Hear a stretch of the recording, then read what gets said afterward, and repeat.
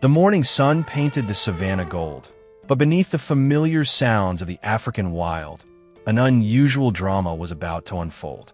It began with a trapped lion and a black gorilla driven by an instinct no one could have predicted. The intense African sun beat down upon the lush green canopy of the rainforest. The chirping of birds mingled with the incessant drone of insects, creating a characteristic wild symphony. Within the vast expanse of the conservation area, a peaceful and free existence unfolded, where wild animals lived according to the harsh yet wondrous laws of nature. One morning, John, a seasoned ranger with sun-kissed skin and keen eyes, was conducting his routine patrol. He had been dedicated to this sanctuary for over 10 years, his love for nature and its wild inhabitants an inseparable part of his life. Today, his task was to inspect areas at risk of encroachment by poachers, those who constantly lurk to steal the precious lives of the forest. As John crossed a dense thicket, he suddenly heard strange noises. They were not the familiar sounds of the native animals. He stopped, listening more intently.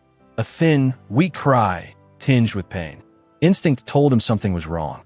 Carefully following the direction of the sound, John gradually approached a small clearing. The sight before him made his heart clench. A baby gorilla, small and emaciated, lay huddled at the base of an ancient tree. Its fur was as black as coal, its large, round eyes filled with tears as it looked at John with fear and pleading. Beside it lay a crude, broken snare. Clearly, the little gorilla had been lucky enough to escape the poacher's trap, but perhaps its mother had not been so fortunate. John slowly approached, his voice gentle as he reassured the trembling creature. He understood that in this moment, patience and compassion were key to gaining the young gorilla's trust. He sat down, extending his hand slowly, giving the animal time to become accustomed to his presence. Initially, the baby gorilla was extremely wary, timidly retreating, making small, anxious cries. But John's kind eyes and gentle gestures seemed to soothe some of the fear in its heart. After a moment of hesitation, the small gorilla tentatively reached out and touched John's finger. A strange connection formed between man and animal in that instant.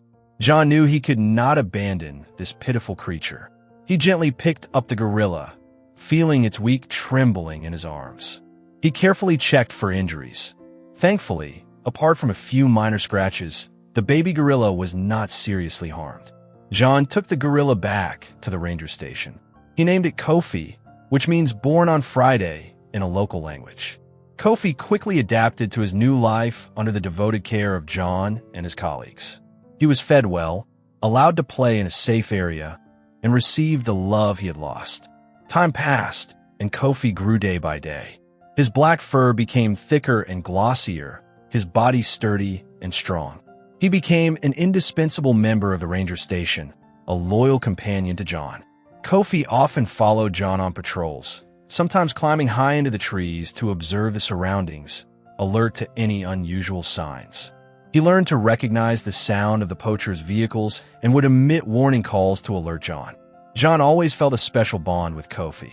He considered him like a son, teaching him basic survival skills and understanding his gestures and sounds. Kofi also reciprocated John's affection with absolute loyalty and affectionate gestures. They became a living testament to the extraordinary connection that can exist between humans and the natural world. 5 years after that fateful encounter, Kofi had become a mature male gorilla, powerful and intelligent. He still lived in the area near the ranger station, frequently interacting with John and the other staff. The conservation area retained its wild beauty and rich biodiversity, although the threat from poachers still loomed. One hot midday, as John was resting at the station after a tiring patrol, Kofi suddenly appeared. He seemed extremely agitated, repeatedly tugging at John's arm and making unusual calls, quite different from his everyday communication sounds. John realized something was wrong. He observed Kofi more closely, noticing the worry and urgency in his eyes. Kofi tried to lead John into the deeper part of the forest, constantly looking back as if to ensure John was keeping up. Instinct told John that Kofi had found something important. He quickly informed his colleagues, and together with Kofi, they ventured into the woods. They went deeper inside, passing through dense thickets and small streams. Kofi always led the way, occasionally stopping to make sure John was still following. Finally, they reached a small clearing where a heartbreaking scene unfolded. A mature male lion, with a characteristic thick golden mane, was hanging suspended from a large tree trunk. His hind leg was caught in a vicious snare, tightened so much that blood could be seen seeping out. The lion growled in pain and helplessness, his eyes filled with despair. John immediately recognized this as one of the dominant lions of the area, a symbol of strength and majesty. Its entrapment was a significant loss for the sanctuary's ecosystem. He also noticed the surrounding signs indicating that the lion had struggled to break free, all in vain. As soon as he saw the trapped lion, Kofi showed great concern. He approached the lion, making small, sympathetic sounds. John had never seen Kofi react this way to another animal, especially a dangerous predator like a lion. John quickly assessed the situation. The snare had tightened around the lion's leg for too long, likely causing serious injury. They needed to act quickly, but also with extreme caution to avoid startling the lion and causing further danger. "We need to get him down immediately," John said to his colleagues who had just arrived. "Prepare the snare cutters and the tranquilizer." While waiting for the necessary equipment, John tried to reassure the lion with gentle words. He knew the animal was in great pain and fear. Kofi also sat down nearby, watching the lion with worried eyes. When the rescue team arrived with the equipment, John carefully approached the lion. He administered a sufficient dose of tranquilizer to temporarily sedate the animal. Once they were sure the lion was unconscious, they began to carefully cut the snare.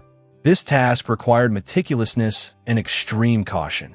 The rope was tightly constricted, and even a small slip could cause further injury to the lion. John and his colleagues coordinated smoothly, slowly, and carefully freeing the lion from the trap. Finally, after a tense period, the snare was completely removed. John carefully examined the wound on the lion's leg. The cut was quite deep and showed signs of infection. They quickly administered first aid, disinfecting the wound and bandaging it carefully.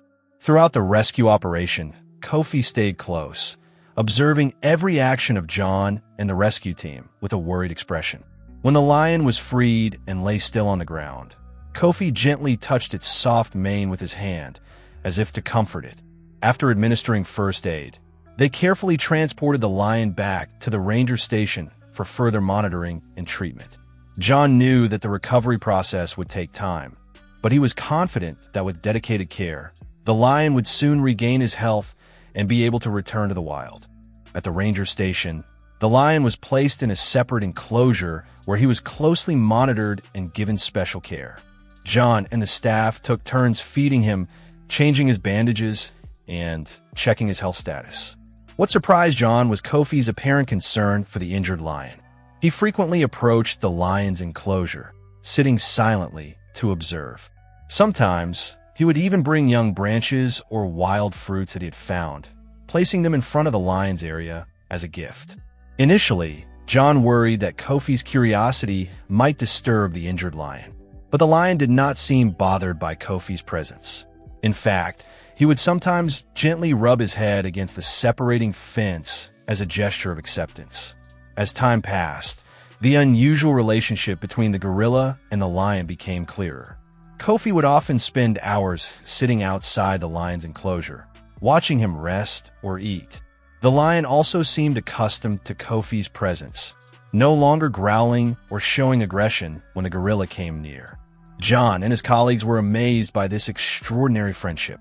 They had never witnessed such a bond between two animal species, typically considered adversaries in the wild.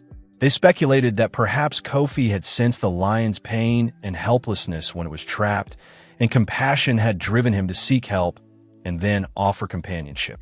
After several weeks of dedicated care, the lion's wound gradually healed.